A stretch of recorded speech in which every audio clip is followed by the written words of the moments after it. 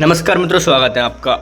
आप गोपाल लाल जोरवाल के साथ और पढ़ रहे हैं आरपीएससी सेकेंड ग्रेड में संकलित सभी रचनाएं, जिनमें हम आषाढ़ का एक दिन पढ़ रहे हैं। एक भाग हम पहले पढ़ चुके हैं, दूसरे भाग पर चलते हैं। हरिण शावक को लेकर कालिदास अंबिका के पास आ जाता है और मल्लिका और अंबिका में पहले बात हो रही थी। तभी कालिदास आ जाता है हरिण शावक को लेकर गोद में उठाते हुए और फिर कहता है कालिदास, हम जिएंगे, हरिण शावक जिएंगे ना, एक बाण से हाथ होकर हम प्राण नहीं त्याग देंगे। हमारा शरीर कोमल है तो क्या हुआ, हम पीड़ा सह सकते हैं। एक बाण प्राण ले सकता है तो उंगलियों का कोमल स्पर्श प्राण दे भी सकता है। हमें नए प्राण मिल जाएंगे, हम कोमल आस्तरण पर विश्राम करेंगे, हमारे अंगों पर घृत का लेप होगा, हम कल फिर वनस्थली में घूमेंगे, कोमल ध्रुवा खाएंगे ना। ध्रुवा का मतलब घास होता है, ठीक है। मल्लिका अपने को सहेज कर द्वार की ओर जाती है। मल्लिका, यह आहत हरिण शावक ऐसा कौन व्यक्ति है जिसने इसे आहत किया? क्या दक्षिण की तरह यहाँ भी? कालिदास, आज ग्राम प्रदेश में कई नई आकृतियाँ देख रहा हूँ। झरोखे के पास आकर आसन पर बैठ जाता है। राज्य के कुछ कर्मचारी आए हैं। हरिण शावक को वक्ष से सटाकर थपथपाने लगता है। हम सोएंगे, हाँ, हम थोड़ी देर सो लेंगे तो हमारी पीड़ा दूर हो जाएगी, परंतु उससे हमें थोड़ा दूध पी लेना चाहिए। मल्लिका, थोड़ा दूध हो तो किसी भाजन में ले आओ। मल्लिका, माँ ने दूध औटा कर रखा है, देखती हूँ। चूल्हे के निकट रखे बर्तनों के पास जाकर देखने लगती है। अब ये भी 2-3 राजकर्मचारियों को हमने घोड़ों पर जाते देखा है। माँ कहती है, जब भी ये लोग आते हैं कोई न कोई अनिष्ट होता है। वर्षा के रोमांच के बाद मुझे यह सब कुछ विचित्र लगा। दूध खुले बर्तन में उड़ेलने लगती है। माँ आज बहुत रुष्ट है, मतलब माँ बहुत रूठी हुई है। कालिदास क्या कहता है, देखिए।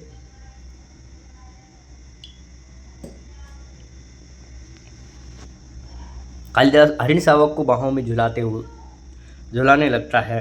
कालिदास, हम पहले से खुशी हैं, हमारी पीड़ा धीरे धीरे दूर हो रही है, हम स्वस्थ हो रहे हैं, है ना। इससे रुई जैसे कोमल शरीर पर बाण छोड़ते बना कैसे? यह कुलांच भरता मेरी गोद में आ गया। मैंने कहा तुझे वहाँ ले चलता हूँ जहाँ तुझे अपनी माँ की सी आंखें और उसकी सी स्नेह मिलेगा, उसका सा स्नेह मिलेगा। आंखें, मल्लिका की आंखें बता रहा है, किसकी? हरिण की तरह।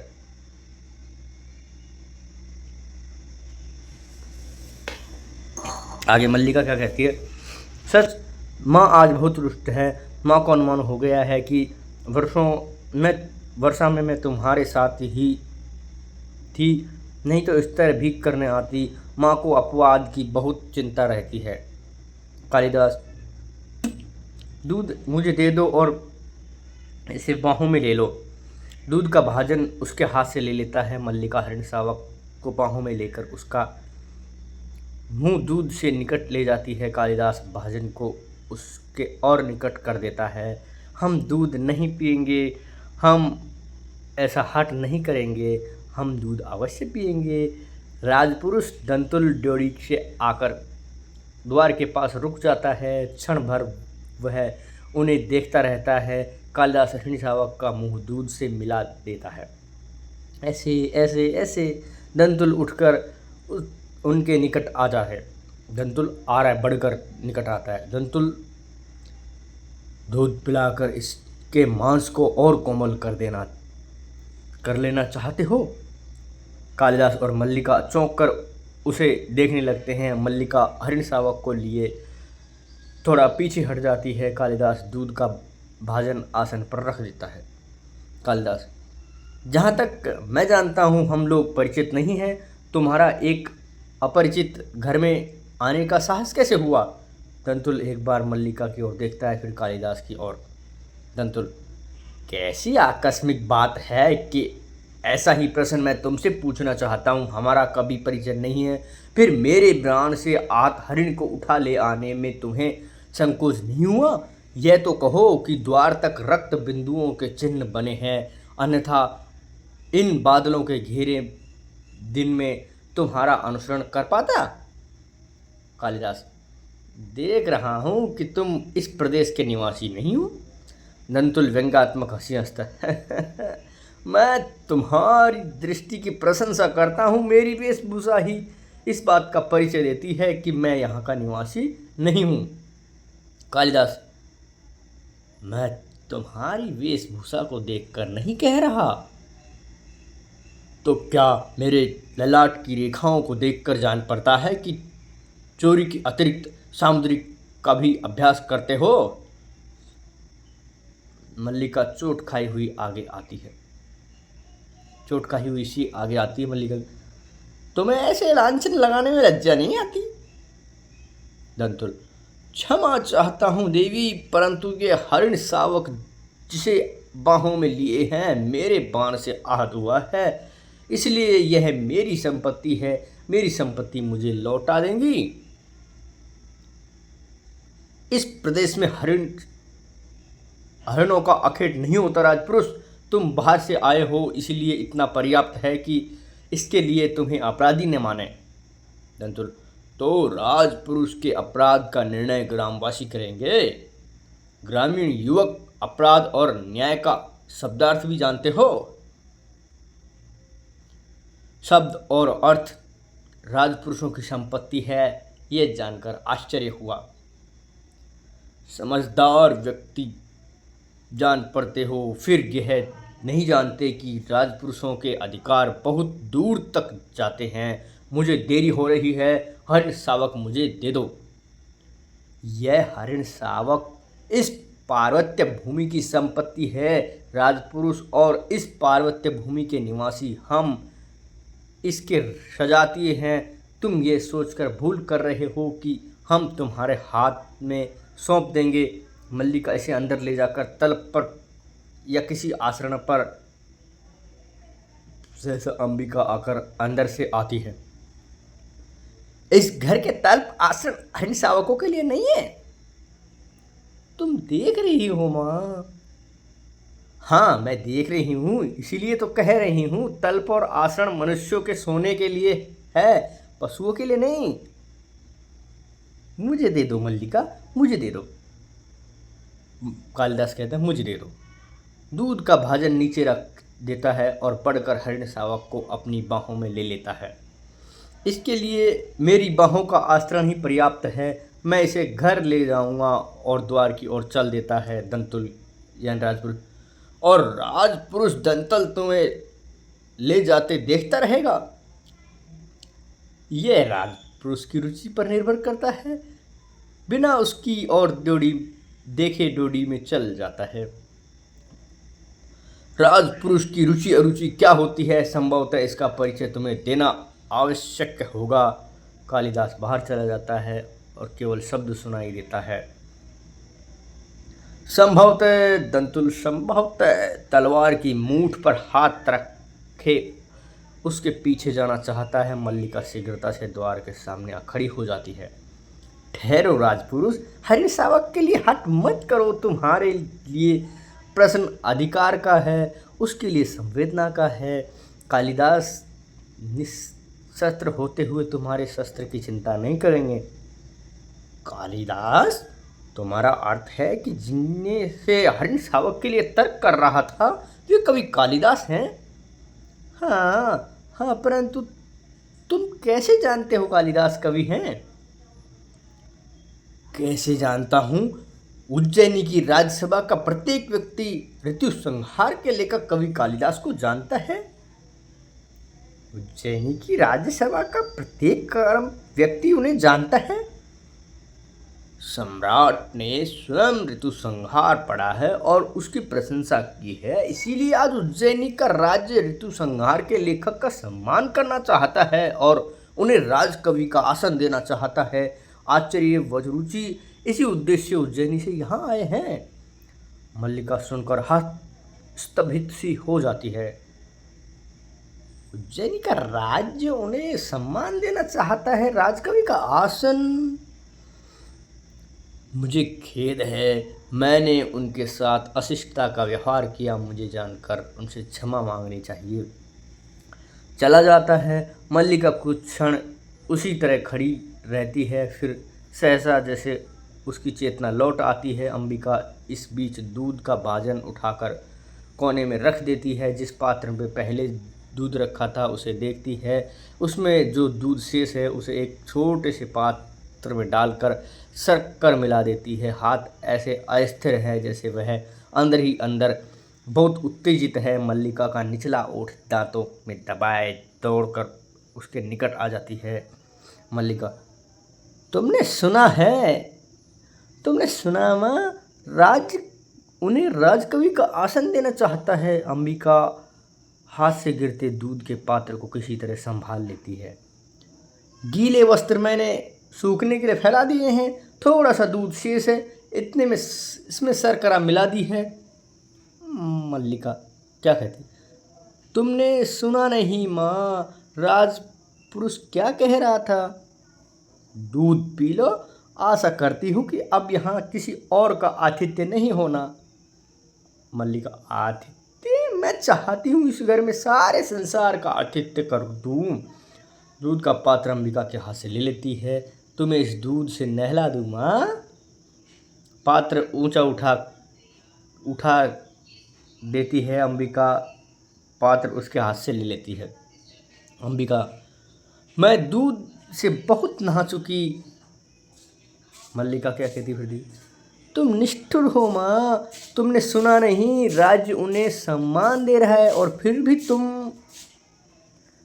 दूध पी लो और फिर से वर्षा में भीगने का मोह न हो तो मैं तुम्हारे लिए आस्तरण बिछा दूँ। मैं जैसी निष्ठुर हूँ, रहने दो। मल्लिका उसे गले में बाहें डाल देती है। नहीं, तुम निष्ठुर नहीं हो, मैंने कहा है तुम निष्ठुर हो। नहीं, तुमने नहीं कहा, दूध पी लो।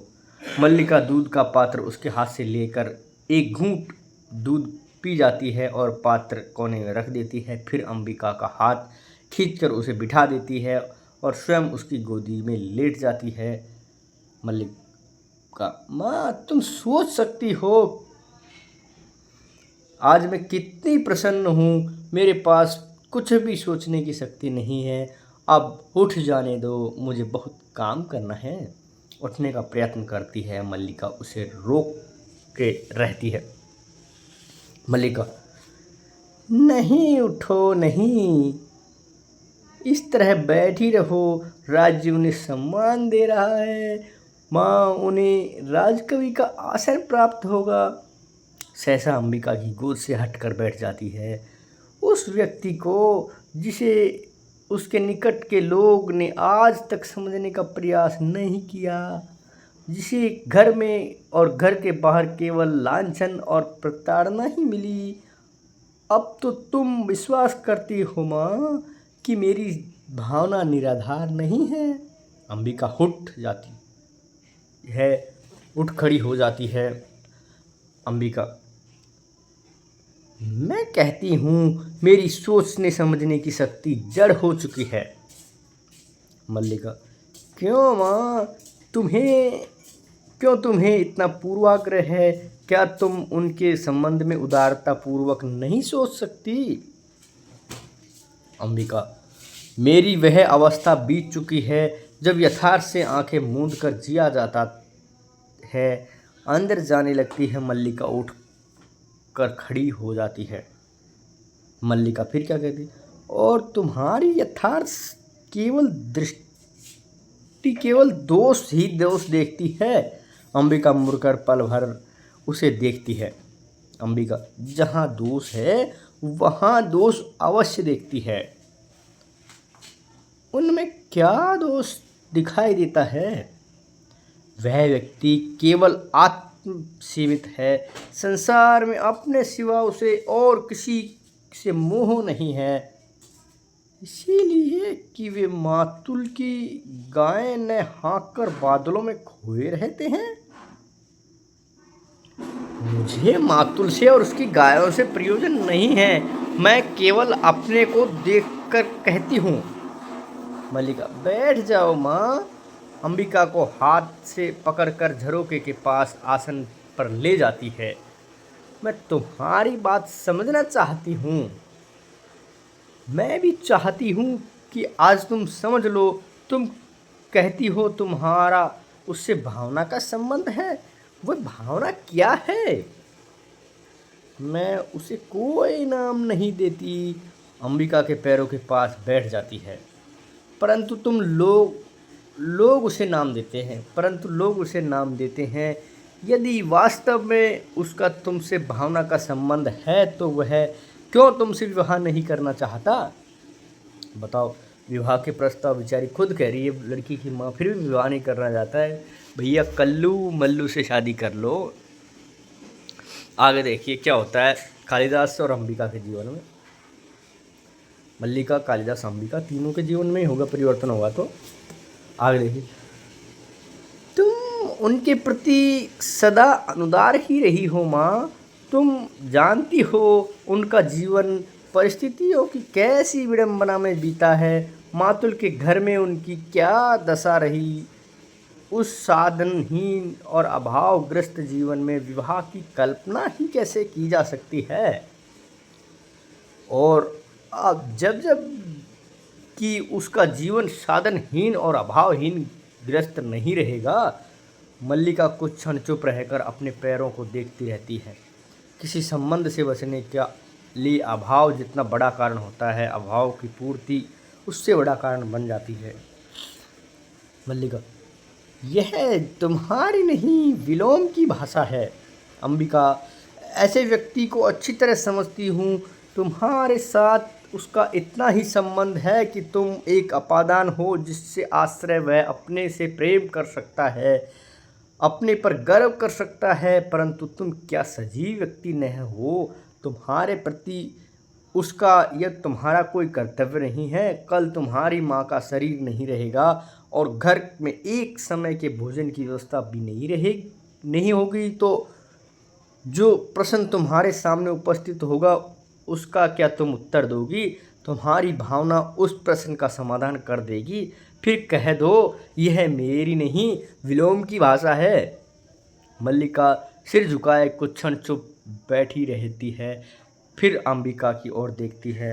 मल्लिका, माँ, आज तक जीवन का किसी तरह बीता ही है, आगे भी बीत जाएगा। आज जब उसका जीवन एक नई दिशा ग्रहण कर रहा है, मैं उनके सामने अपने स्वार्थ की घोषणा नहीं करना चाहती। बाहर से मातुल के शब्द सुनाई देने लगते हैं। पहले मातुल आता है, फिर विमल आता है, ध्यान रखिए। अंबिका, अंबिका, अंबिका, घर में हो कि नहीं? अंबिका और मल्लिका ड्योढ़ी की ओर देखती है। मातुल अस्त व्यस्त सा सामने आता है। मातुल, हो, घर ही में ही हो। मैं आज सारे ग्राम में घोषणा करने जा रहा हूँ कि मेरा इस कालिदास नामधारी जीव से कोई संबंध नहीं है। क्या हुआ है आर्य मातुल? मल्लिका कहती है। मातुल, मैंने इसे पाला पोसा बड़ा किया क्या इसी दिन के लिए कि यह इस तरह कुलद्रोही बने? परंतु उन्हें तो सुना है राज की ओर से सम्मानित किया जा रहा है। उज्जैनी से कोई आचार्य आए हैं। यही तो कह रहा हूँ, उज्जैनी से कोई आचार्य आए हैं। परंतु आप तो कह रहे हैं। मैं ठीक ही कह रहा हूँ। आचार्य कल ही अपने साथ उज्जैनी ले जाना चाहते हैं। मल्लिका, किंतु मातुल, 2 रथ और रथवाही 4 अश्वारोही उनके साथ हैं। मैं तुमसे नहीं कहता था कि अंबिका हमारे पितामह के एक दोहित्र का पुत्र गुप्त राज की ओर से शकों से युद्ध कर चुका है। अंबिका, तुम अपने भागिने की बात कर रहे हो? भागिने मतलब भांजा। उसी की बात कर रहा हूँ अंबिका। तुम समझो कि एक तरह से राज्य की ओर से हमारे वंश का सम्मान किया जा रहा है। वे वंश कहते हैं, मुझे सम्मान नहीं मिलना चाहिए। कालिदास का मामा ही था मातुल, है ना, और वो कह रहे थे कि भाई ये राज्य की ओर से सम्मान दिया जा रहा है, तो ये राज्य की ओर से सम्मान ग्रहण क्यों नहीं कर रहा है? कालिदास को क्या दिक्कत है? मल्लिका सहसा उठ खड़ी हो जाती है। मैं राज की मुद्राओं से कृत होने के लिए नहीं हूँ। उत्तेजना में एक कोने से दूसरे कोने तक टहलने लगता है, ऐसे इधर से उधर। मल्लिका कुछ विस्तीर्ण सी खड़ी रहती है। वे राज के सम्मान को स्वीकार नहीं करना चाहते। मातुल, मेरी समझ में नहीं आता कि इसमें क्रय विक्रय की क्या बात है। सम्मान मिलता है, ग्रहण करो। नहीं, कविता का मूल्य ही क्या है? कविता का कुछ मूल्य नहीं आर्य मातुल, तभी तो सम्मान का भी मूल्य। मैं समझती हूँ कि उनके हृदय में यह सम्मान कहाँ चुभता है। अंबिका कुछ सोचती सी अपने अंशुक को उंगलियों से मसलने लगती है। अंबिका, मैं तुम्हें विश्वास दिलाती हूँ, वह उज्जैनी अवश्य जाएगा। मातुल उसी तरह टहलता है। अवश्य जाएगा? वे लोग इसके अनुचर हैं जो इसकी अभिस्तुति करके इसे ले जाएंगे। अंबिका,